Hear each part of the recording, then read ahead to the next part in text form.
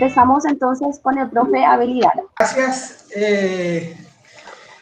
Mi ponencia voy a compartir con ustedes parte de los resultados de una investigación publicada por Base de Investigaciones Sociales con el apoyo de CONACYT, que se llama Canalización de Demandas de los Movimientos Sociales al Estado Paraguayo. Y debido al tiempo, voy a primero hacerles la invitación a que el material está disponible en la página de Base de Investigaciones Sociales, de Base I, se puede descargar y acceder libremente. Y debido al tiempo voy a centrarme solamente en uno de los resultados de este material, que hace relación a la percepción de los movimientos sociales sobre la institucionalidad pública y el accionar del gobierno.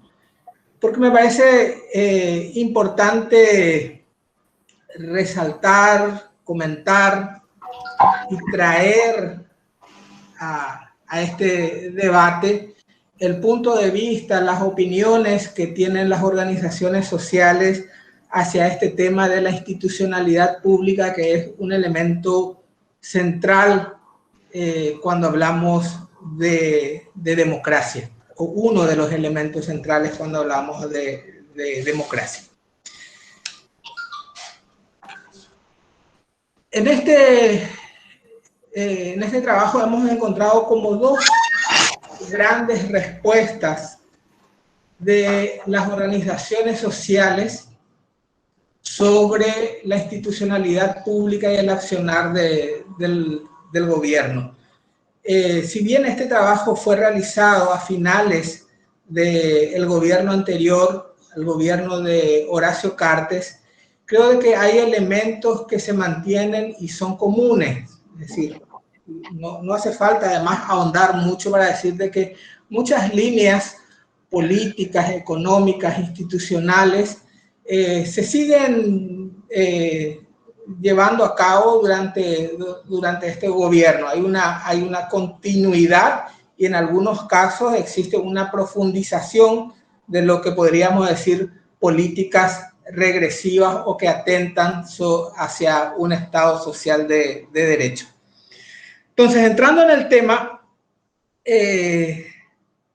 una primera gama de respuestas de las organizaciones sociales apuntaban de que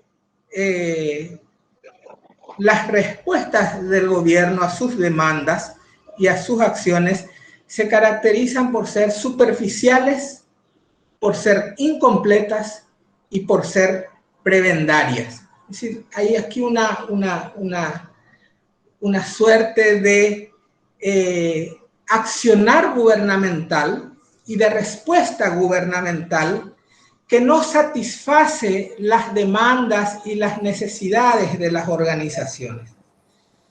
Y que muchas de estas respuestas superficiales, incompletas, se traducen o se concretan posteriormente en programas de acciones marcadas por un alto grado de asistencialismo.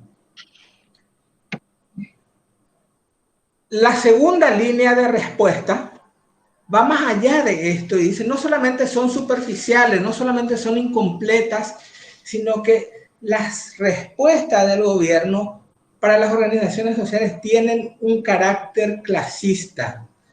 Un carácter clasista porque protegen y privilegian con sus políticas públicas a ciertos sectores de poder, a ciertas élites económicas, y en este sentido parece haber una coherencia entre políticas o respuestas superficiales, incompletas para los sectores populares, y por otro lado, políticas que ayuden, que privilegien, que hagan posible el bienestar, el resguardo del privilegio de una élite vinculada a los diferentes gobiernos. Desmenuzando un poco estas dos grandes líneas de respuestas que plantean las organizaciones, quiero señalar 3 o 4 elementos más en los que las diferentes organizaciones sociales, desde organizaciones campesinas, juveniles, organizaciones de mujeres, barriales, entienden de que está en riesgo en el Paraguay, y si los gobiernos continúan con estas medidas, se pone en riesgo nada más y nada menos que el derecho a la libre expresión y a la libre organización. E identifican formas de control más sutiles y formas de control más represivas hacia las organizaciones sociales. Es decir, cuando decimos el derecho a la libre expresión, a la libre organización, y decimos existen formas de control sutiles para ir atacando este derecho, para ir vulnerando este derecho, nos referimos a que se ponen en marcha una serie de dispositivos institucionales y burocráticos con el fin de atajar la organización de la gente. Recordemos de que el Estado no dialoga con organizaciones que no reconocen. Y esto pasa mucho con los sindicatos, que le ponen una serie de requisitos para que puedan llenar su registro organizacional, y muchas veces cuando lo pueden llenar pasa a un cajón y está congelado allí. Lo mismo con las comisiones vecinales, que tienen que tener una firma, lo mismo con las comisiones sin tierra. Es decir, hay una burocracia estatal que antes de promover la libre organización lo que busca es, podríamos decir, activar mecanismos burocráticos muy sutiles, casi invisibles para toda la sociedad, que se encargan de frenar estos procesos organizativos. Y por otro lado tenemos el carácter más represivo del actuar del Estado sobre el derecho a la organización, a la libre expresión, que es lo que generalmente conocemos. Conocemos la judicialización, conocemos el asesinato de líderes campesinos, conocemos los desalojos violentos, los desalojos supuestamente no violentos, pero que siempre incluyen quemas de ranchos, quemas de cultivos, represiones a las movilizaciones. Y este proceso de judicialización, recordarán ustedes de que se había iniciado aproximadamente en el 2003, en el 2004, principalmente vinculado a las organizaciones campesinas. En el paro cívico nacional del 2004 se había imputado a más de 2.000 personas, dirigentes campesinos,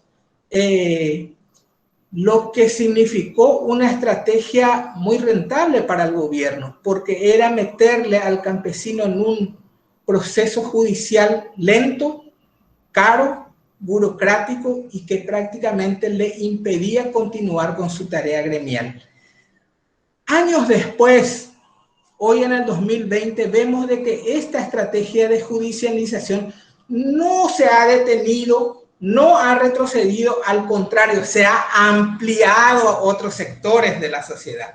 Se ha ampliado sobre sectores universitarios, juveniles, sobre las luchas de las mujeres, sobre las luchas feministas, sobre las luchas de los indígenas, como un mecanismo de detener la movilización social.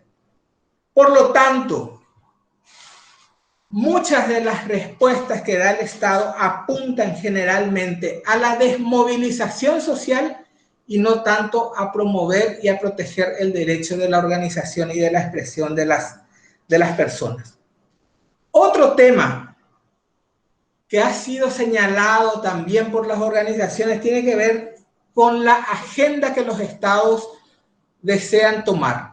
Hay algunos puntos en debates, tierra, reforma agraria, salarios, derechos laborales, que de alguna manera se discuten y se crean posiblemente mesas de trabajo que la mayoría no dan mucho fruto, pero hay algunos temas en los que incluso el Estado ni siquiera quiere abordar, ni siquiera quiere discutir temas, y estos temas tienen que ver, generalmente están relacionados a las organizaciones gays, lésbicas, a las reivindicaciones y demandas del movimiento feminista. Hay nuevos temas de la agenda social que debe ser incorporada en el debate público y que el Estado no lo quiere asumir. Es decir, ni siquiera se sienta a dialogar sobre estos temas, sino que rehuye del diálogo sobre el tema. Y vinculado a esto también, muchas de las organizaciones creen de que no existe una dimensión, los gobiernos en el Paraguay no dimensionan lo que realmente significa el paradigma de los derechos humanos, y por el contrario a esto, cada vez existe mayor discriminación por parte del Estado hacia diferentes sectores de la ciudadanía. Otro elemento que tiene que ver y que representa desde la opinión de las organizaciones sociales una baja institucionalidad es la estrategia de dilatar y de frenar las demandas que de alguna manera ya veníamos mencionando. Pero digo baja institucionalidad en el sentido de que cuando se obtienen respuestas a algunas demandas, generalmente las respuestas son en base a las medidas de presión y de la movilización de la gente, no por iniciativa gubernamental. Pero a esto hay que agregarle de que el Estado responde de forma fragmentada a muchos problemas que tiene que abordar de manera integral. Es decir, un ministerio da una solución, el otro ministerio hace otra acción, por lo tanto, estas soluciones no son sostenibles en el tiempo. Y lo que de alguna manera provoca es la profundización del problema y el fracaso de estos programas que van en detrimento de las mejores condiciones de vida de la población. Y lo grave de esto, que el Estado con estas respuestas lo que hace de alguna manera es negar los derechos que las organizaciones sociales y la ciudadanía general reclaman y les pertenece constitucionalmente y están avalados por la Constitución Nacional. Yo les quiero leer solamente una parte del preámbulo de la Constitución Nacional en el que dice: la dignidad humana con el fin de asegurar la libertad, la igualdad y la justicia, reafirmando los principios de la democracia republicana, representativa, participativa y pluralista. Es decir, tenemos que discutir temas por más que a mí no me gusten, ratificando la soberanía e independencias nacionales. Los reclamos de los movimientos sociales se enmarcan dentro de los parámetros de la Constitución Nacional. Por lo tanto, no tienen por qué ser judicializados. Por lo tanto, no tienen por qué ser estigmatizados. Ahora estamos mucho en un discurso de que hay sectores que son enemigos del desarrollo, enemigos del país, enemigos de la legalidad, pero sin embargo vemos de que si uno revisa rigurosamente el accionar y las demandas de los movimientos sociales y de las organizaciones en el Paraguay, sus demandas están fundamentadas en la Constitución Nacional, donde el Estado tendría que ser el principal promotor, garante y promover la calidad de vida y el acceso de justicia para las personas. Para cerrar, creo de que cuando los espacios se amplían para las organizaciones y los movimientos sociales y se posibilita la participación de estos en todas sus dimensiones, de alguna manera entramos en un proceso de mayor ventaja y mayor dinamización democrática. Pero cuando los espacios para la sociedad civil y para los movimientos sociales se achican, entramos en una situación de riesgo para la democracia. Y por último, este carácter clasista que mencionaban las organizaciones sociales en el 2018, donde decían el gobierno de alguna manera acciona para privilegiar y defender a una élite económica, se vincula con algunos estudios que se dieron a conocer a nivel internacional, donde un gran porcentaje de la población del Paraguay cree que el gobierno acciona en favor a una élite y de forma desfavorable para la mayoría de la población con las políticas y acciones que actualmente lleva adelante. Nada más. Muchísimas gracias, profe Abel. Muy enriquecedor la ponencia. Ahora vamos a escucharle al profe Ramón Foguel. Ramón es doctor en sociología por la Universidad de Kansas. Lleva décadas investigando aspectos de la realidad nacional en sus conexiones con procesos de alcance global. Actualmente él es docente de la Flaxo Paraguay, es investigador del CERI, tiene unos 30 libros publicados sobre sus investigaciones, y vamos a estar conversando con él sobre la captura del Estado en tiempos post-COVID. Adelante, profe Ramón.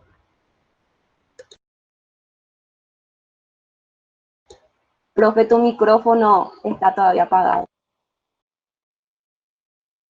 Bueno, decía, algunas acotaciones previas. Hablamos de desafíos para las ciencias sociales ante la profundización de la crisis. Se trata en realidad de varias crisis encimadas, de varias crisis muy interrelacionadas. La última, la que tenemos más presente, tiene que ver con la pandemia. Y la pandemia nos demostró los límites, digamos, de esta manera de encarar las funciones del Estado fundamentalmente. Entonces, la pandemia, eso sigue, ahora recrudece de vuelta en Europa y va a seguir. Obviamente aumenta los niveles de conflictividad a nivel de individuos y a nivel de colectivos, porque el tema es a quién cargar los costos de la crisis, o los costos de la pandemia, digamos. Y, bueno, los sectores que están cargando con el grueso ya no tienen posibilidades. También están demandando atención a sus demandas. Entonces, tenemos por una parte la crisis sanitaria, por otra parte una crisis previa que tiene que ver con la crisis de la modalidad neoliberal del desarrollo capitalista. Eso veíamos ya desarrollarse en los últimos años. Eso no va más y bueno, habrá que seguramente pergeñar modalidades diferentes. Pero bueno, ya sabemos que Trump dijo no al libre comercio, entonces el neoliberalismo ahí es medio complicado. Y lo último, Bolsonaro, que ganó las elecciones y prometió a sus aliados de que iba a desmantelar todas las políticas sociales de Lula, ahora yo creo que más que duplicó la Bolsa Familia, los subsidios. Bueno, entonces, ¿en qué quedamos? Estamos hablando de crisis de esta modalidad neoliberal. Aumentar las prestaciones sociales no es propio de las recetas neoliberales. Entonces, por una parte tenemos las crisis. Y bueno, se mencionó en la parte inicial la crisis climática, que tiene que ver naturalmente con las formas de explotación de la naturaleza, con los costos, digamos, del desarrollo, lo que llaman el desarrollo, lo que llamamos el desarrollo, ¿verdad? Entonces, esa crisis climática lamentablemente llegó y se quedó. Y claro que estamos hablando de desafíos, ¿verdad? Y sí, claro que nos plantea desafíos.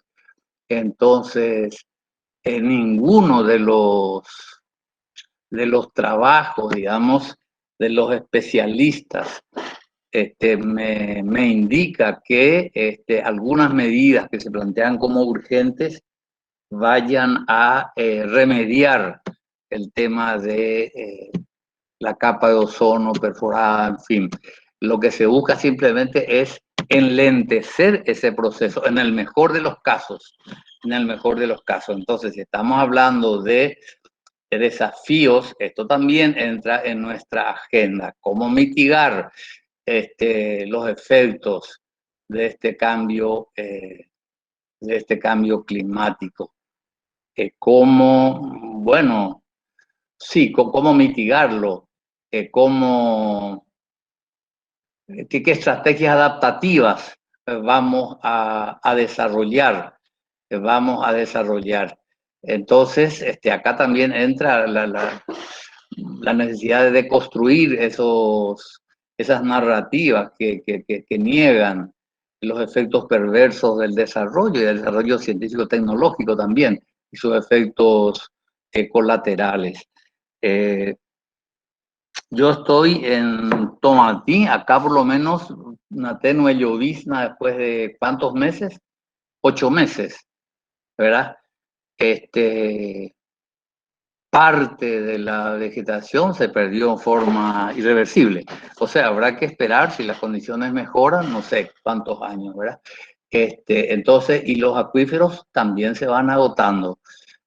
Sobre todo los que dependen. Yo estoy con el acuífero Cordillera, por ahora estoy un poco a salvo, pero los que están dependiendo del acuífero Patiño van a tener problemas cuando. Entonces, por más que nos movilicemos contra las aguateras. Entonces estamos hablando de crisis acumuladas, crisis encimadas, del modelo de desarrollo que está asociado a la modalidad neoliberal del desarrollo capitalista, que viene después, no sabemos, pero que eso no va más, está claro. Y estamos hablando de crisis climática, estamos hablando de efectos colaterales del desarrollo científico tecnológico, tenemos que identificarlos, tenemos que discutirlos, porque esos son los desafíos. Y tenemos una profunda crisis de legitimidad de nuestro sistema político.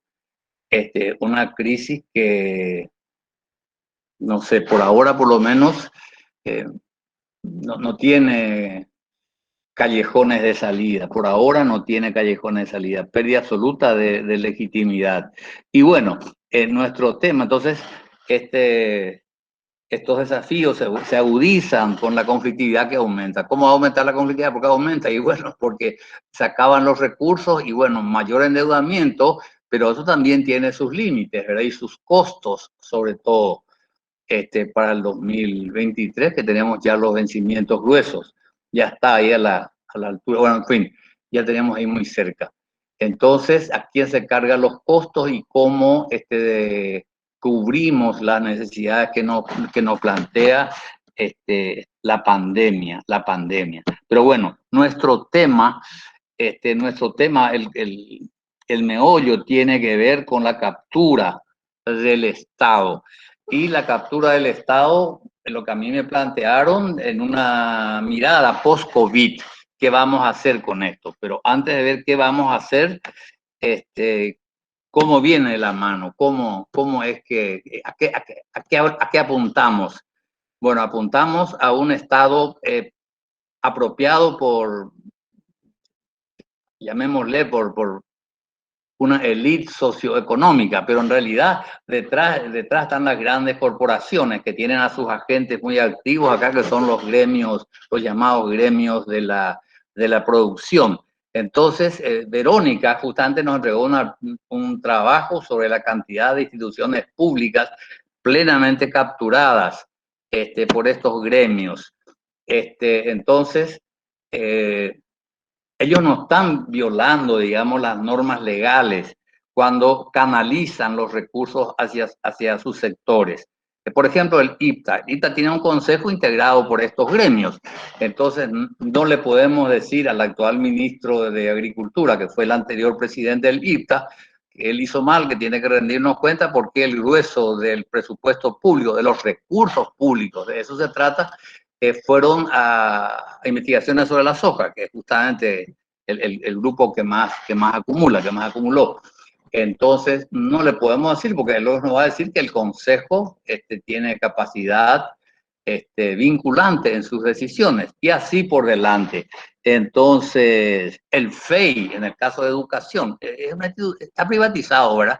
Entonces ellos dicen, esta plata va aquí, esta plata va allá, ¿verdad? Las universidades privadas van a suplir, vamos a contratar a repositorios extranjeros, 3 millones de dólares, no sé, al año, cada 2 años, y no vamos a fortalecer, no vamos a crear un repositorio del MEC, no vamos a crear un repositorio nacional, vamos a poner, ¿cómo se llama?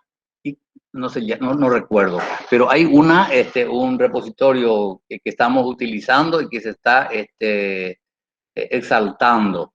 El que fue presidente, Cartes, entre sus grandes obras de gobierno, habló de eso, ¿verdad? De los logros con esta contratación.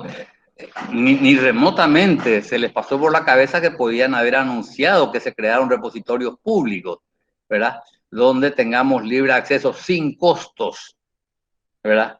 Cuando yo fui ingenuo, ¿ICO se llama? Algo así. Bueno, entonces, después ya me negaron los materiales, me dijeron que tenía que pagar porque ya excedí los 10 casos.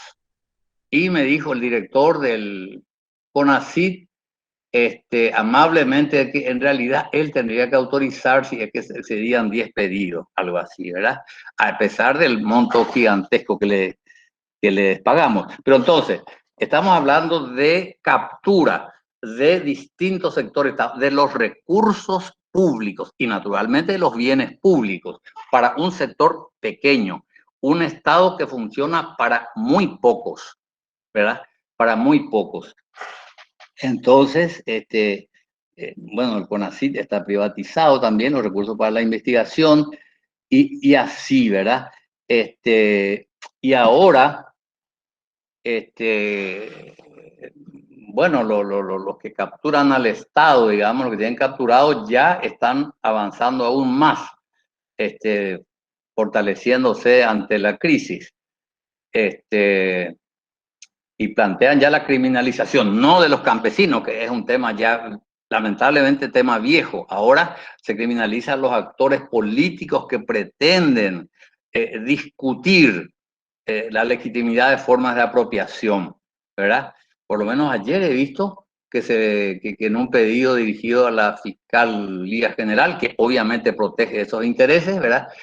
Se pide el enjuiciamiento aparentemente de algunos senadores. Y también ya dieron la orden, tipo como patrones, que se sienten, digamos, para expulsar a 3 senadores, parece. Y entonces, digo que se va ampliando el abanico de espacios capturados, ¿verdad? Y a forma abierta, desembosada. No es que le visitan a la fiscalía y le dicen, mira, tengo que procesarla, esto ya. Y dan como órdenes, como dan los patrones, ¿verdad? Pero bueno, veamos cómo ordenar esto de privatización de los recursos públicos. Lo primero que vamos a hacer es reconstruir este Estado privatizado. Vamos a recordar la importancia de los bienes públicos, de los recursos públicos para el bienestar de la población, que es lo que nos interesa. Entonces vamos a demostrar las debilidades de este sistema, pero además tenemos que plantear otras alternativas. Y hablando yo de defensiva que se ponen, digamos, ante la crisis que se agudiza, el Banco Central publica sus resoluciones. O sea que uno puede acceder, y ya hace más de un año publicaron 2 resoluciones que permitían, que flexibilizaban sus normas para la realización, digamos, de hipotecas, de créditos vencidos no pagados. En aquel momento eran 2.300 billones de dólares más o menos. Entonces el Banco Central, que ya hizo anteriormente esta flexibilización, amplió, digamos, los alcances de resoluciones anteriores. Significa que se le dice que no pueden, no necesitan llevar a remate los inmuebles, sobre todo, porque estamos hablando del agronegocio. Agronegocio, 2.300 millones de dólares al año, hace más de un año. Y ahora he visto, se publicó que eso creo que subió aproximadamente a los 4.000 millones de dólares. No es que pierden, sino que la rentabilidad baja. La rentabilidad baja y entonces el mejor negocio es dejar las hipotecas a los bancos, porque el Estado tiene que ir al salvataje, ¿verdad? De los bancos. Y estuve leyendo un informe de una de las entidades que financian al agronegocio y hablaba del valor de la tierra en $20.000 por hectárea. Estamos hablando de fortunas, ¿verdad? Y estamos hablando de una genuina burbuja. Pero el presidente del INDI, dada su posición, digamos, valorizó en $10.000 la hectárea, ¿verdad? 70 millones de guaraníes la hectárea. Entonces es imposible que eso se ejecute y que los bancos recuperen, esos créditos. Bueno, ahora no hay pérdida porque refinanciaron, ¿verdad? El que ya debía tanto ahora vuelve a entrar dentro del sistema, firmó nuevos documentos y bueno, se le alargó el plazo en algunos casos, en fin. Entonces estamos hablando de crisis, desafíos y cómo reconstruir nuestro Estado en el futuro. Bueno, ciertamente esta crisis nos da también oportunidad para construir un nuevo Estado, no solamente de construirlo en el plano teórico, en el plano conceptual, que sí tenemos que hacerlo, sino también de responder a demandas sociales en esta discusión sobre el nuevo Estado que tenemos que construir. Ahora, tal como funciona ahora, para muy pocos, eso es simplemente imposible porque se acaban los recursos, ¿verdad? Bueno, se le va a condonar, bueno, no va a condonar las deudas, se va a ir al salvataje seguramente, por este monto muy grande, hemos de consumir todas las reservas o gran parte de las reservas, pero después se van a acabar las posibilidades, ya no hay más leche que succionar, ya no hay forma de... Las cosas inevitablemente tienen que replantearse. Y bueno, esta crisis de legitimidad, cómo manejarla, es un problema porque echó sus raíces, no sé si hizo metástasis, pero bueno, y bastante profundas, por lo menos los partidos tradicionales, y no solamente los partidos tradicionales, también aparecen nuevos que defienden justamente estos abusos, que piden la criminalización ya de disidencias en el plano político, ¿verdad? Entonces, ¿cómo plantear desde las ciencias sociales, cómo vincularnos a la llamada sociedad civil, a sus organizaciones, para discutir el formato de Estado que estamos necesitando, a través de cuáles pasos, cómo, ¿verdad? Esto es lo que yo puedo ver. Ahora, privatización de los recursos públicos, no solamente la plata del Estado, ¿verdad? Que tiene que ver también con todos los bienes públicos. Por ejemplo, tierras públicas de las colonias, ¿verdad? Colonias nacionales que son para paraguayos naturales, que tengan un solo lote, que tengan su vivienda en su parcela, que trabajen ellos y que den su parcela. Bueno, eso está en gran medida en poder del agronegocio. Y la gente que cuestiona eso, bueno, ahora tienen que ser enjuiciados, tienen que ser imputados, porque ¿cómo se va a enjuiciar? Pero bueno, hace pocos meses, una arrocera, Villa Oliva Rice, parece que se llama, se estaba apropiando de un puerto en Sanjita, bueno, en algún lugar de Villa Oliva, ¿verdad? Y la Junta Municipal le hizo notar a Villa Oliva Rice que eso era un bien público de dominio municipal, que ellos no podían construir ahí nada y decir esto es mío y solamente es mío, excluyendo a los demás. Entonces, no solamente rechazan, digamos, esta intervención, sino que procesan, imputan. Imagínense que están en nuestra fiscalía, imputan a los que defienden bienes públicos. Bueno, ¿en qué se acabó ese proceso? No sé, ¿verdad? No sé en qué quedó, pero digamos que ejemplifica, que ilustra lo que significa la privatización de recursos públicos. La fiscalía está para eso, para que se privaticen todos los recursos públicos, todos los bienes comunes, ¿verdad? Y estos son los temas que nosotros tenemos que discutir, desde el punto de vista legislativo también, desde el punto de vista legal, digo.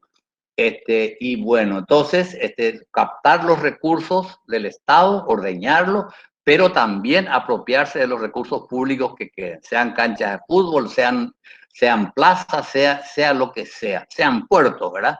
Ese es el proceso de privatización. Me pidieron encarecidamente que no me excediera y por las dudas yo quisiera quedarme acá y mostrarles, asegurarles que sí vamos a construir un nuevo Estado, sí vamos a construir y sí vamos a construir como punto de partida. Muchas gracias. Excelente, profe Ramón. Muchísimas gracias a vos por este aporte sin igual. Vamos a seguir con las ponencias. Les recuerdo que pueden seguir poniendo sus preguntitas en el chat, tanto del Meet como de Facebook, para que después podamos empezar con las rondas de preguntas. Ahora vamos a conversar con la profe Verónica Serafini. Ella es economista, feminista, investigadora categorizada en PRONI nivel 2, especialista en temas relacionados con mercados laborales, pobreza y desigualdad, políticas fiscales y de protección social. Ella nos va a estar hablando de la desigualdad como impedimento para la democracia. Adelante, profe.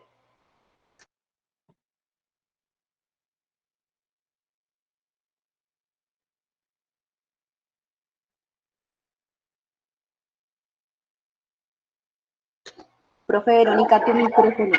Sí, ahí está. Estoy. Se ve la presentación, ¿verdad? Especial. Sí, yo quería compartir algunas cuestiones que son que Abel y bueno, que ya el profesor Fogel también señalaron en términos de poder vincular la posibilidad de un modelo democrático y un modelo democrático en términos no solo como es hoy, que tampoco es democrático, ¿verdad? Es el voto el día de las elecciones, sino plantear la democracia justamente como un sistema de valores en el que no solamente se respeta postulados los derechos civiles y políticos, sino también los derechos económicos, sociales, culturales y ambientales. Y también mirando el ciclo de vida y el territorio, por ejemplo, poniendo a los niños y las niñas también la voz de ellos y de ellas cuando pensamos en políticas públicas y el rol del Estado. Y avanzar hacia un modelo más democrático en nuestras formas de vida, se hace difícil cuando hay tantas desigualdades. Desigualdades que persisten, desigualdades que se acumulan y en diferentes ámbitos. Y nosotros, bueno, yo ya no traje las cifras porque creo que ese tema ya es bastante conocido en Paraguay. En las desigualdades económicas podemos medirlas de muchas formas. Por el índice de Gini, por la proporción de ingresos que tiene el 10% más pobre y el 10% más rico. Sabemos que nuestro sistema tributario, así como está construido con impuestos y con un al 80% de impuestos indirectos y con impuestos directos que no son progresivos, como el impuesto a la renta personal, que es el 10% casi para todo el mundo, no tiene ninguna capacidad redistributiva y para colmo pesa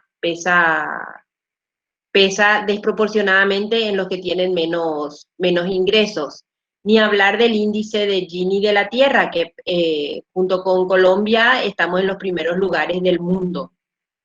Si lo mide un país o lo mide el Banco Mundial o lo medimos nosotros, o Colombia o Paraguay, solemos estar en el primer lugar. Se mantienen las brechas urbanas, regionales en Paraguay. Si bien uno de los grandes avances en los últimos 15 años fue reducir las brechas rurales urbanas en cobertura educativa, cobertura de agua potable, agua no potable. En general las coberturas se han expandido más rápido en el sector rural en los últimos 15 años. No obstante, el sector rural estaba tan atrasado que hoy en casi cualquier cobertura de servicio público sigue estando unos 10 o 15 años a distancia del sector urbano. Por eso es que hay que tener mucho cuidado cuando nosotros decimos el Estado no sirve. Lo que pasa es que en el sector urbano llegamos a niveles de cobertura hace 15 o 20 años y el sector rural sigue avanzando en eso. Entonces no es que no nos sirve, no sirve. Nosotros llegamos a un punto en el que no hemos podido avanzar, pero sí están cambiando situaciones en otras regiones. Eso no significa, obviamente, que se hayan eliminado las brechas. Y las mismas hay otras políticas que reproducen desigualdades, como por ejemplo la coparticipación de royalties, que no están basados en las condiciones de vida de la población, sino en ser territorio afectado o no. Entonces, muchos de los royalties se concentran en los mismos territorios. De todo modo, ahí hay que hacernos una muy buena autocrítica. ¿Cómo es que Alto Paraná, recibiendo la mitad de los recursos de royalties como departamento y como distritos, y acumulando tantos recursos, le agarró la pandemia en una situación deplorable en su sistema de salud y de protección social?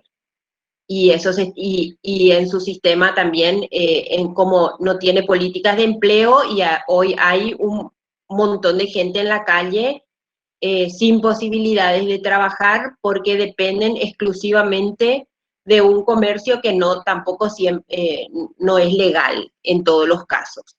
Entonces, creo que como caso particular valdría la pena estudiar el departamento y los municipios para analizar qué es lo que pasó en ese departamento que no le permitió enfrentarme con todos los recursos que recibe, además de los recursos que tiene sin otro problema en impuesto inmobiliario. Es uno de los departamentos que mayor área sembrada de soja tiene y que supuestamente es el que nos permitió avanzar como país en términos de crecimiento económico. ¿Cómo es que esa cantidad de área sembrada de soja no generó impuestos inmobiliarios para fortalecer los sistemas de salud y de nuevo los recursos para fortalecer el sistema de salud del departamento fueron transferidos desde el gobierno central. Es decir, ahí también tenemos que mirar qué pasó con la famosa desconcentración o descentralización. Bueno, en temas de género sabemos hubo avances en lo que podríamos llamar autonomía económica en Paraguay, porque las mujeres salieron a trabajar y a tener más ingresos en los últimos 20 años, pero a costa de una mayor carga laboral, y eso obstaculiza su participación social y política, porque no fue acompañado esa salida del mercado laboral por políticas de cuidado ni por una mayor corresponsabilidad del cuidado entre el Estado y los hombres. Si vemos las desigualdades étnicas, bueno, no hacen falta datos para mostrar la situación entre los pueblos indígenas y, por ejemplo, los no indígenas nosotros en el área urbana, en términos de condiciones de vida.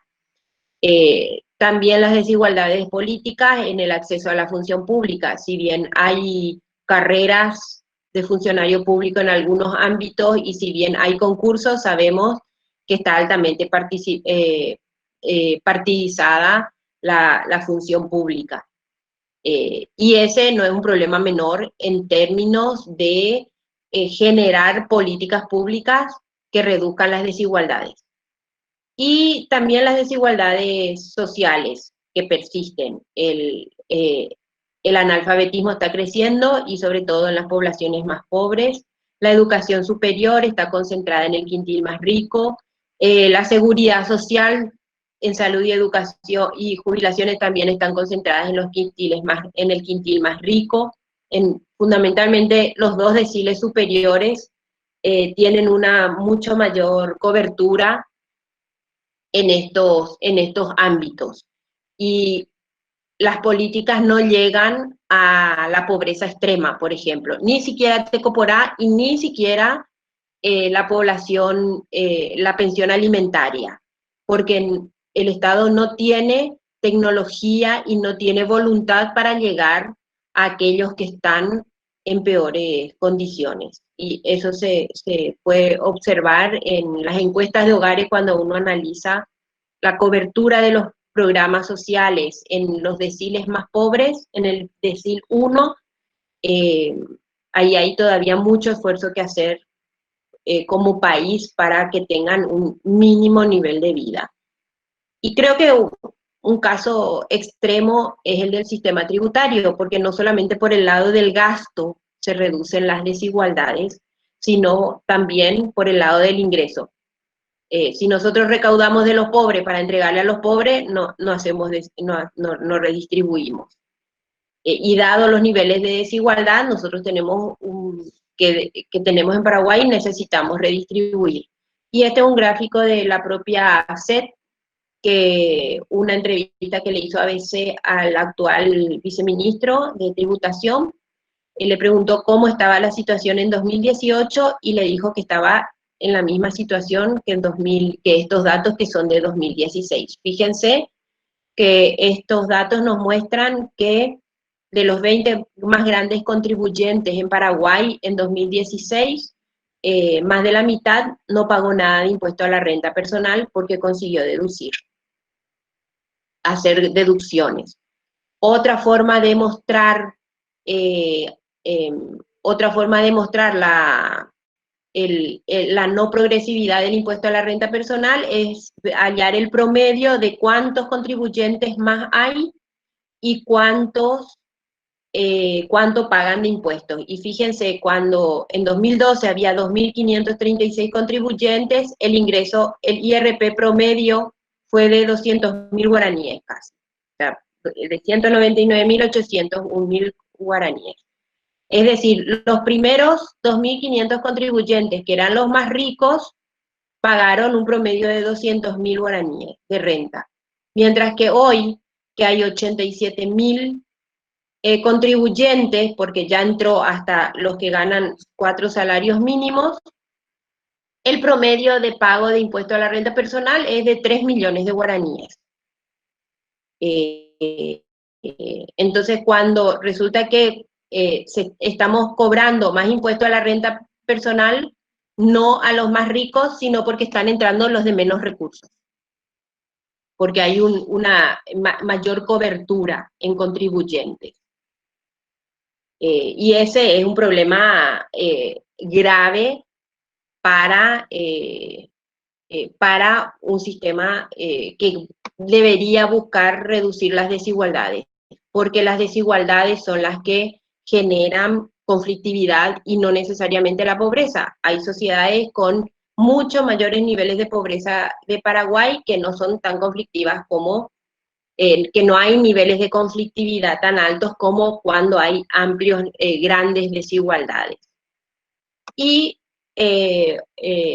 esas desigualdades económicas no solamente persisten, ni se acumulan, ni son encimadas, como dijo el profesor Fogel, sino que determinan condiciones para la captura del Estado, porque si un sector logra acumular recursos económicos, porque no paga impuestos, por ejemplo, y logra acumular poder, tiene poder también para manejar el servicio civil. Y ese es un problema porque el servicio civil es, al final, el Estado y las políticas públicas las que la implementan son las personas. Y si las personas terminan favoreciendo a determinados sectores en el quehacer diario, eso ahí también se contribuye a generar desigualdades. El profesor Fogel ya habló de los consejos público-privados, hay alrededor de 35, en la mayoría de ellos hay conflicto de intereses, tráfico de influencia, acceso a información privilegiada, que permite volver a concentrar más poder y más recursos. Si uno mira también el sistema de contrataciones públicas, también la normativa permite que se favorezca a determinados grupos de poder económicos y políticos. Mirando los datos, por ejemplo, las pequeñas y la agricultura familiar contribuyen con menos del 1% de las compras públicas. Y mientras que las que proveen al Estado son empresas maletín, en el marco de colusión, empresas que se ponen de acuerdo para fijar precios, en el caso, por ejemplo, de las obras públicas. Las mismas empresas son las que ofrecen, las que construyen, pero en el mismo momento están como fiscalizadoras. O son pocas las empresas que ofrecen productos farmacéuticos al Estado, y como son pocas, hay mucha posibilidad de que se pongan de acuerdo en los precios. Y conductas oligopólicas. Eso al final, no solamente por la vía del sistema tributario se concentran recursos, sino también por la vía de las compras públicas. Y finalmente, otra forma de captura que se le da, que vemos, es en la construcción de las narrativas. Cuando hablamos de qué es corrupción, sacamos muy pocas veces la corrupción es deberle al Estado o no, la corrupción. También hay corrupción cuando hay 50% de cobertura en la seguridad social, en IPS, por ejemplo, o cuando se hace planificación tributaria abusiva y se consiguen pagar menos impuestos. Hay corrupción también en las compras públicas.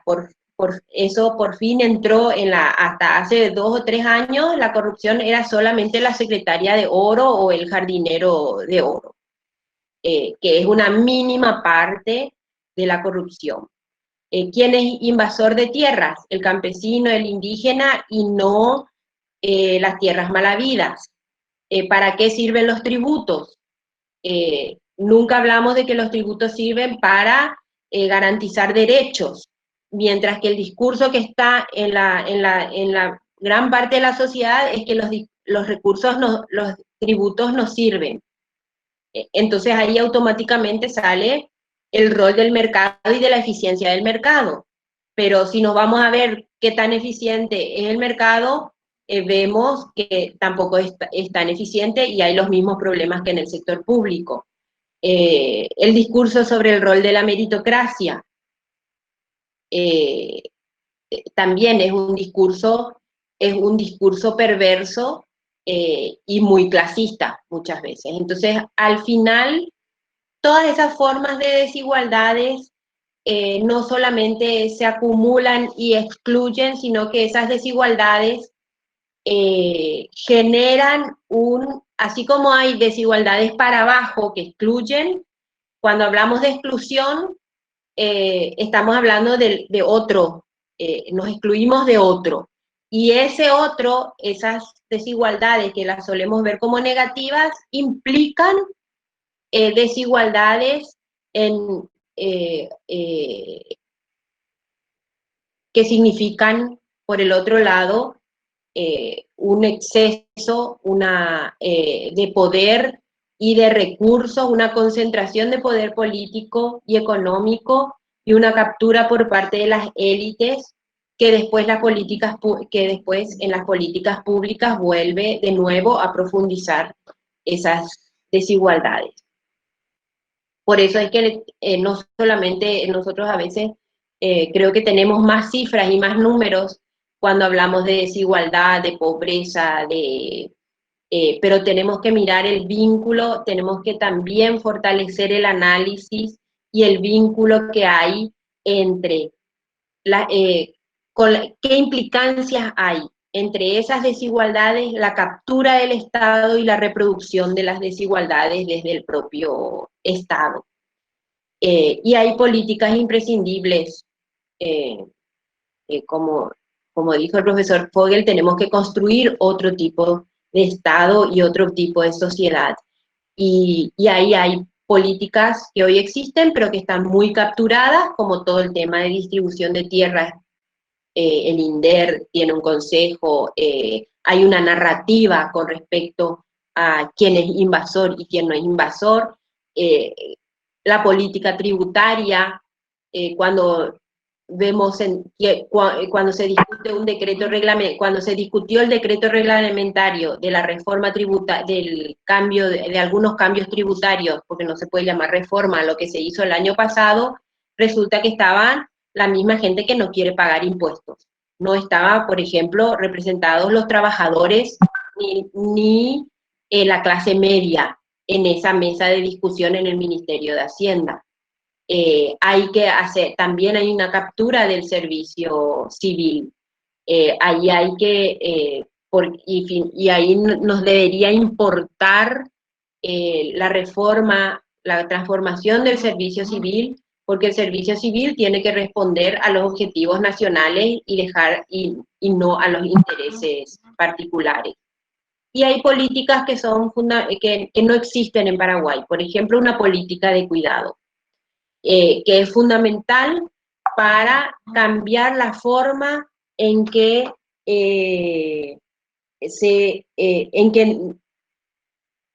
vivimos. No podemos, una de las crisis más importantes que hoy estamos viendo es la de la reproducción social y la del cuidado. No hay sostenibilidad de la vida, no hay un cambio fundamental en la vida si nosotros no aprendemos, si la sociedad no valoriza el cuidado porque es lo que sostiene la vida.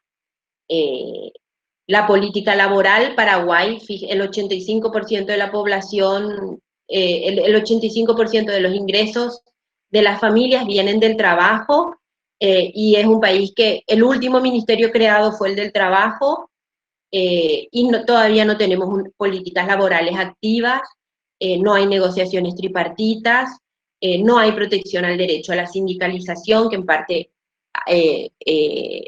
tocó en movimientos sociales Abel, siendo que la mayor parte de los la pandemia nos mostró la situación del mercado laboral y la desprotección del trabajador y de la trabajadora. Todos los incentivos económicos están diseñados para una política extractivista. las exoneraciones tributarias, todo el discurso de venga la inversión extranjera sin pago de impuestos, está direccionada a favorecer a determinados sectores y no a la producción que genera empleo, que genera innovación, que tiene la potencialidad de aumentar la productividad. Y finalmente, una política energética que es la que está hoy en discusión y que, como se dieron cuenta, la podemos poner o como que no hay, a pesar de que hay un documento, o como que está capturada si analizamos el caso de bueno, la negociación de Itaipú del año pasado. Y para finalizar, solamente mostrar este dato que es terrible para Paraguay. Todo este estado de cosas, no es que el paraguayo no se da cuenta.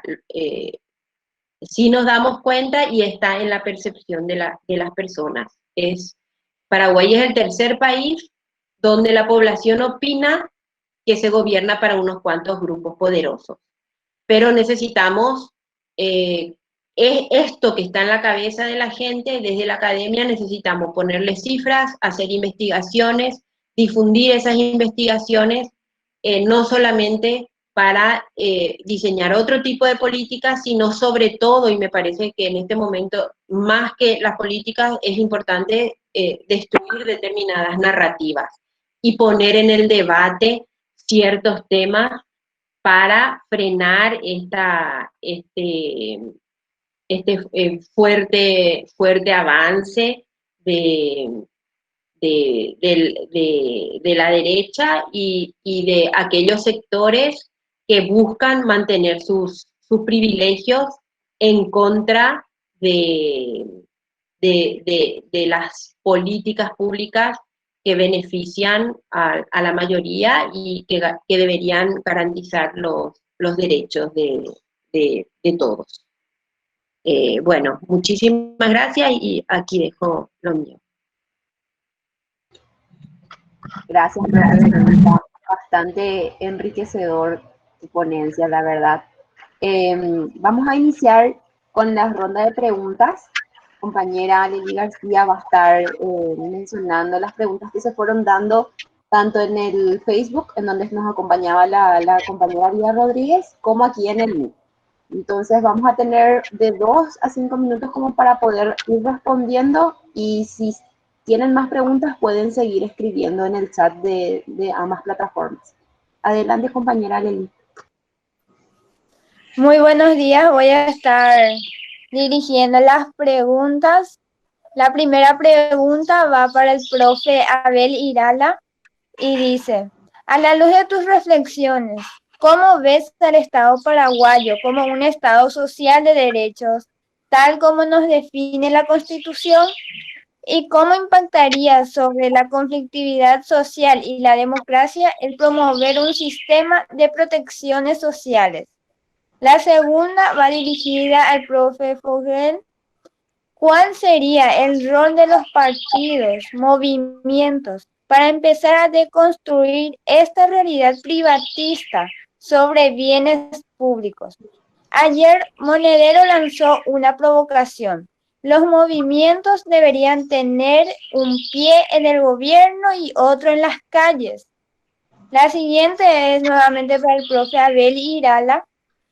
Se habla mucho de estallido social. ¿Cómo se daría y qué actores serían determinantes para ello?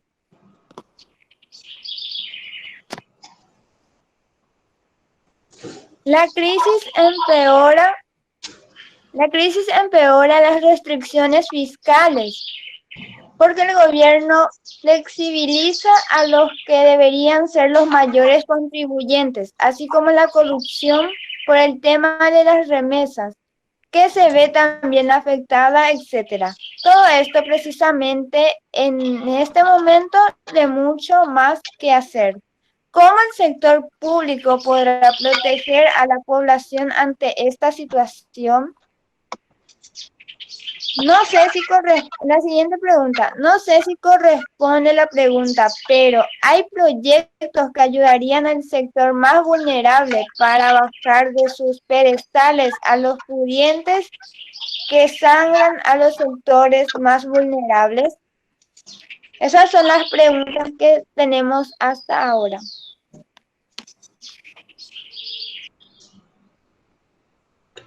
Iniciamos entonces con el profe Abel, seguido del profe Ramón, y luego la profe Verónica, si nos puede dar un aporte también, por favor.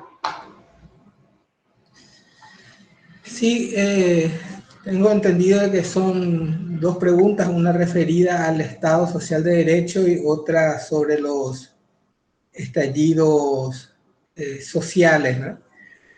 La primera, creo de que, recuerdo que hay algunos años atrás, Milda Rivarola había realizado un trabajo para Decidamos, donde hablaba del Estado depredador que tenemos, ¿no? Un Estado justamente saqueador para satisfacer el lucro privado. Creo que esta característica del Estado depredador se ha ido agudizando en los últimos años y no respeta la vida humana, ni tampoco respeta los bosques, ni tampoco respeta la naturaleza, tampoco respeta los bienes comunes, y hay unas ansias ilimitadas de satisfacer este lucro para los sectores privados, ¿verdad? Quizás en esta instancia lo que podríamos decir de que la estructura de la vida social, antes que estar enmarcada por la dignidad humana, por el acceso a la justicia, esta forma de estructuración de vida social a partir de las acciones del Estado todavía son definidas por el respeto a la propiedad privada. Es decir, hay un Estado que hace caso omiso a los sectores sociales, un Estado que, como mencionábamos anteriormente, sus demandas, sus acciones, sus respuestas son insuficientes.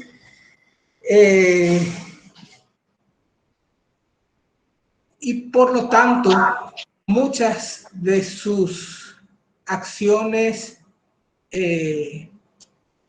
propuestas, políticas públicas encaradas y enmarcadas no están destinadas al éxito, sino que al fracaso de las mismas.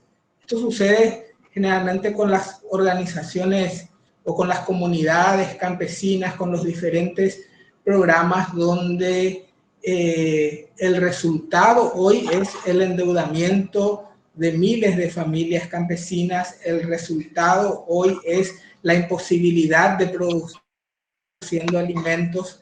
El resultado de esto es la imposibilidad de acceder a mercados y de vender sus productos. Por lo tanto, creo que la participación social en las diferentes instancias del Estado, una disputa en cuanto a políticas y programas son las acciones o son las formas que nos ayudarían a caminar hacia un Estado mayormente social que un Estado meramente privatista y vinculado al lucro privado, ¿no? Y lo otro que hablaban del estallido social, creo que en nuestro país tenemos una serie de movilizaciones y de protestas sociales muy importantes a lo largo de la vida de la transición democrática desde 1989 a esta parte. La pandemia no fue la excepción. Durante la pandemia se han movilizado de diferentes formas varios sectores populares. Y cuando digo de diferentes formas, también hay que hacer alusión de que hay una renovación de los repertorios de acción por parte de las organizaciones sociales. No solamente la protesta clásica o la protesta callejera, sino que hemos visto acciones de profunda solidaridad por parte de pobladores, pobladoras de los barrios humildes, de los barrios periféricos, las acciones de las organizaciones.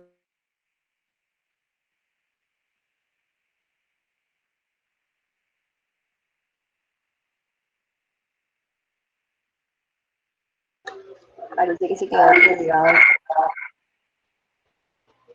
Bueno, mientras vuelve con nosotros el profe Abel, creo que podemos...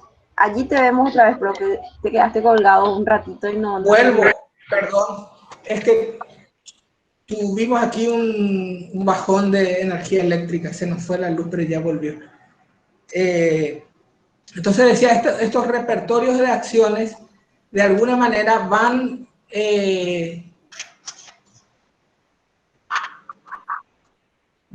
en camino a proyectar un Estado más plural, un Estado con mayor participación. Incluso la frágil democracia que tenemos hoy es de alguna manera también el resultado de las luchas sociales de la década del 90, de las acciones juveniles en 1996, de las movilizaciones masivas del Marzo Paraguayo en 1999. Entonces, creo que las protestas sociales, antes que ser judicializadas y estigmatizadas, son un canal de respuesta de la ciudadanía organizada y no organizada en búsqueda del cumplimiento de sus derechos y de derechos colectivos, de derechos comunitarios, por allí.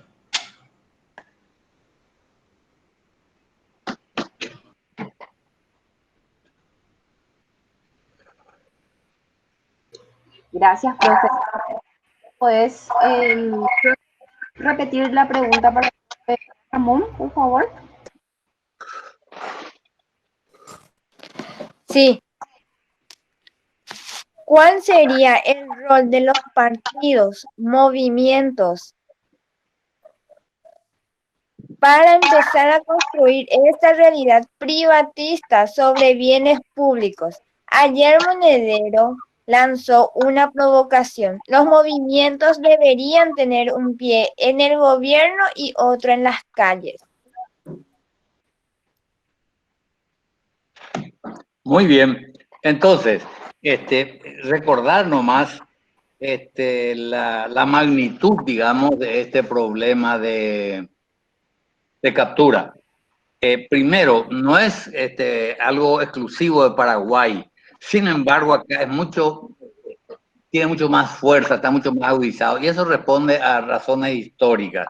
No nos olvidemos que nosotros, nuestra República Liberal, si así le podemos llamar, después de la guerra, comienza con una guerra de exterminio, financiada por el capital británico. Y claro, lo que se instalaron en el poder del Estado, construyeron un Estado democrático, los tres poderes, y bueno, entregaron todos los recursos públicos y ley de vagos para que los pobres vayan a trabajar en los enclaves, en fin, ley de carta blanca para que los obrajes tengan el monopolio de la violencia, y así por delante. Ahí arranca ya la fuerza de la oligarquía, diríamos, un pequeño grupo que utiliza al Estado, ¿verdad? En esa república liberal, la moneda estaba a cargo de una empresa privada, obviamente, y las divisas por otra, y así. Bueno, entonces llegamos a una situación tal, bueno, el orden autoritario, la dictadura, se basó, les dio poder y le dio más poder, y entonces luego del 89, se posicionaron con más fuerza todavía, con más fuerza. Eso es lo que podemos entender. Y hablando de invasiones de tierras, en ese proceso de construcción tenemos que caracterizar la invasión de la soja en las comunidades indígenas. Tengo entendido que todas las comunidades indígenas de la región oriental que tienen tierras arables están invadidas por sojeros, ¿verdad? Pero los que hablan de esto ya pueden ser procesados según estos gremios, ¿verdad? Digo nomás cómo en fin, se construyen estas ideas tan enrevesadas, ¿verdad? Entonces nosotros tenemos más problemas, tienen más fuerza y tenemos que hacer más esfuerzos, digamos. Hasta hace muy poco, para que veamos la magnitud de este problema, para muchas cosas se necesita el consenso, dice nuestro presidente, ¿verdad? Para cobrar impuestos, por ejemplo, claro, el consenso, y dice, yo no quiero, y bueno, entonces no hay impuestos, ¿verdad? Así de sencillo es. Pero el presidente en una conferencia de prensa decía, hoy nos reunimos los poderes del Estado, los gremios de la producción, el Poder Judicial, el Poder Legislativo y el Ejecutivo. O sea que los poderes del Estado, eso es un lapsus lingüe que refleja bien cómo tienen, las ideas que tienen en la cabeza, ¿verdad? Entonces, ese Estado capturado es el que tenemos que encarar. Y bueno, ahora tenemos movimientos, dice la pregunta, movimientos sociales y partidos. Y ahí yo creo que también está en, no sé, reconstruir esos partidos, ¿verdad? No sé, generar nuevos canales de participación política. Pero nosotros no podemos diferenciar la academia acá y los movimientos allá. Deberíamos generar espacios de discusión donde interactuemos, discutamos los investigadores y las organizaciones sociales, las vías a tomar. Por ejemplo, ¿cuántas ollas populares tenemos ahora que son nuevas manifestaciones, nuevas reacciones ante esta crisis? No sé cuántas son, ¿verdad? Pero esos son los espacios que nosotros tendríamos que penetrar y discutir y ver con ellos cómo manejar la situación. No solamente comida para los que no tienen, sino también comida sana, comida inocua, ¿verdad? Y en fin, entonces, ¿cuál es el rol? Poner estos patas para arriba, no hay otra alternativa. Ahora, eso es completamente imposible sin la acción social, sin la movilización de los actores, ¿verdad? Los tradicionales y las nuevas organizaciones que vayan surgiendo. Bueno, yo creo que por ahí puede ir la respuesta, pero no divorciar la responsabilidad de la universidad, digamos, el rol de la universidad de esto. Nosotros queremos alimentar esa discusión, ese debate y no podemos postergarlo.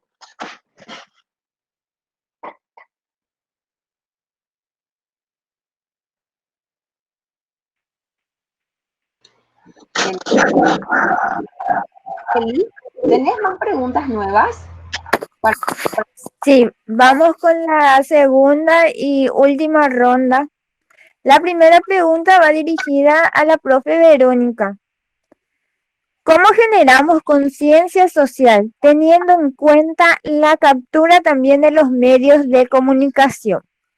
Las siguientes son preguntas en general. Frente al contexto, ¿cuál es el desafío que tienen las ciencias sociales en general y las universidades públicas en particular? Implementación de la geografía en el ámbito curricular. ¿Se hace más hincapié en las mallas curriculares a la historia? Se dice que este sistema capitalista debe caer y tener un nuevo orden social. ¿Cómo cambiar si la única forma es la electoralista?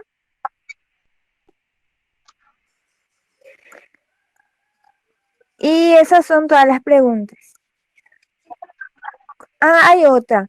¿Cómo la academia puede aportar a estos cambios posibles? Eso.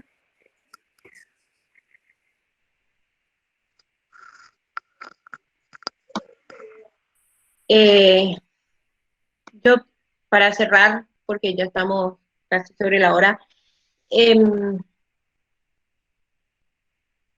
rol de la universidad es fundamental porque es donde la academia es donde se tiene que generar información, investigación, porque los discursos, si uno no tiene el poder de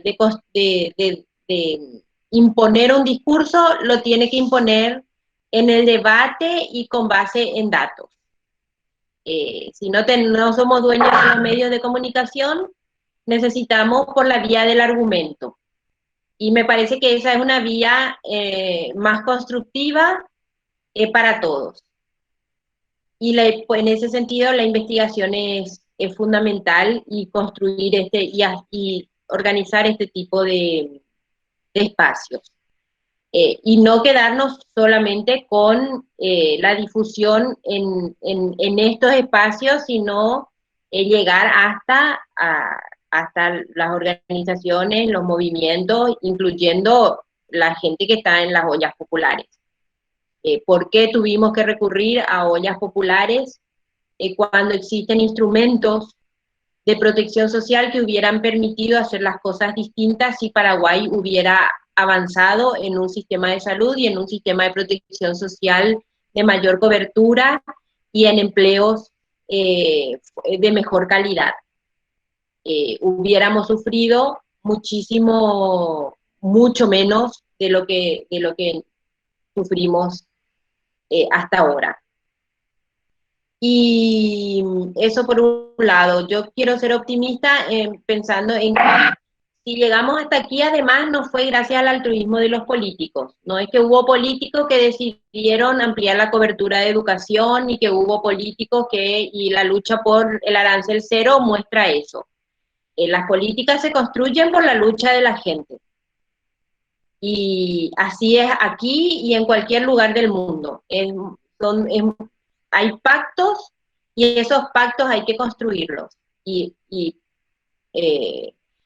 ahí es donde yo creo que tenemos que hacer un ejercicio de definir puntos en el que todos estamos de acuerdo, y sobre eso hay muchísimas cuestiones en las que necesitamos estar de acuerdo y que podemos estar de acuerdo sin entrar a debatir entre los movimientos sociales en aquellos puntos donde hay divergencias. ¿Quién pudiera estar en desacuerdo con que necesitamos universalizar la salud, el acceso a la salud? ¿Quién puede estar en desacuerdo con que necesitamos una política de cuidado? ¿Quién puede estar en desacuerdo en políticas dirigidas a la agricultura familiar? Hay muchísimos acuerdos a los que se pueden llegar dentro, entre los movimientos y los partidos políticos para mejorar la situación de Paraguay. Y negociar en esos puntos de acuerdo y empujar esos puntos de acuerdo. Ser inteligentes en esa negociación y en esa unión, porque estando separados y peleados, no ganamos, ni en el sistema electoral, ni por la vía del sistema electoral, ni tampoco por la vía de las presiones. Y ahí creo que hay un gran esfuerzo que hacer de lograr acuerdos entre quienes estamos de acuerdo con que necesitamos cerrar brechas en términos de la construcción de un Estado social de derecho y de las garantías de los derechos sociales, económicos, políticos, culturales, ambientales y civiles.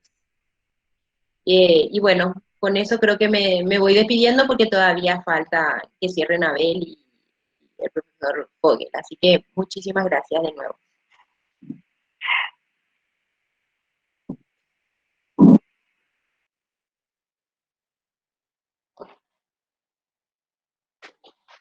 Bueno, entonces, no sé si cuando entró un ratito, un minuto. Sí, podemos dar unas palabras como un cierre ya, por favor. Perfecto, perfecto. Entonces, ¿cómo hacemos, cuáles son los roles otra vez de la universidad y tal, ¿verdad? Entonces, reconocer que nuestra construcción de conocimiento es muy limitada y que tenemos que revertir esa situación, ¿verdad? Ponernos a investigar desde una perspectiva del pensamiento crítico. Quiere decir, tomando distancia al pensamiento hegemónico. Por eso lo que vamos a buscar es justamente los puntos en los cuales estemos de acuerdo, por lo menos la gran mayoría, porque las grandes corporaciones que lucran con la salud, que lucran con la vida, es claro que se van a oponer a que el tratamiento del COVID se convierta en un bien común, se convierta en un bien público, se convierta en un bien público. Claro que se van a oponer. Entonces existe un conocimiento hegemónico que tenemos que conocer cómo articular. Bueno, Joseph Stiglitz decía en uno de sus libros que cuando él dirigió misiones conjuntas del Fondo Monetario y el Banco Mundial, nunca tuvo economistas en sus equipos, que eran todos egresados de las mejores universidades y que solamente tenían en su cabeza conjunto de dogmas neoliberales. Bueno, entonces, tenemos que conocer más el pensamiento crítico y, bueno, ¿qué significa distanciarnos de eso? Y ahí reconocer entonces que estamos haciendo poco en esta materia. Yo les agradezco esta oportunidad. Muchas gracias a vos, profe. Profe Abel, unas palabras finales. Sí, referirme un poco a la pregunta también sobre el tema de los desafíos para la universidad pública, y me parece que el primer desafío tiene que ver justamente con mantenerse como universidad pública. La victoria parcial de los aranceles cero, pero los estudiantes dicen victoria parcial, para mí es un logro sumamente importante, el cual hay que dimensionar desde diferentes aristas, porque es una lucha de varios años que hoy ha llegado hasta el Parlamento, que se ha discutido, que ha formado parte de la agenda pública, y si bien no se tuvo un resultado al 100%, creo que algunos años atrás era casi impensable tener esa gran oportunidad que nace desde las luchas sociales, ¿no? Y por otro lado, creo que nos educan para ver la realidad de una forma determinada y de una forma estática y estancada. Creo que allí hay un rol y un desafío para la universidad de ir más allá de lo visible, de romper con esta visión fragmentada y ampliar nuestro campo visual para poder encontrar alternativas de emancipación y también de aportes a los diferentes sectores sociales. Nada más de mi parte. Muchas gracias. Muchísimas gracias, profes. La verdad que este debate ha sido sumamente enriquecedor para la construcción, justamente de esto que hablamos, una construcción colectiva de un pensamiento social crítico. Pudimos analizar esta realidad de la que somos parte y el desafío que tenemos como estudiantes, como profesionales, como ciudadanos, de seguir cuestionando, debatiendo, pensando en conjunto. Muy agradecida también por poder moderar este espacio con ustedes, que son referentes pero históricos de las luchas sociales y del pensamiento justamente crítico. Y bueno, más que agradecida, no sé si las compañeras Lía y Aleli tienen algo para decir, y damos por concluida esta charla tan interesante. Compañeras. Excelente exponencia, muchísimas gracias. Realmente un espacio súper enriquecedor, que lo pongamos en práctica, que sigamos por sobre todo en las luchas. Mencionar el arancel cero, y realmente es una de las luchas contundentes que tenemos, un logro que después de 130 años se logró. Así que sigamos en pie, que sigamos siempre buscando una democracia que sea justa, que los derechos sean cumplidos, eso. Excelente la exponencia y muchísimas gracias a todos los participantes. Compañera Lía, no sé si estás por allí. Gracias a todas las personas que se sumaron a participar y nada más recordarles que a las 2 de la tarde nos volvemos a encontrar en la próxima mesa de debate que va a ser sobre Estado y políticas sociales. Solo eso. Nos vemos. Gracias. Muchísimas gracias a todos y todas. Nos vemos en la siguiente mesa. Gracias.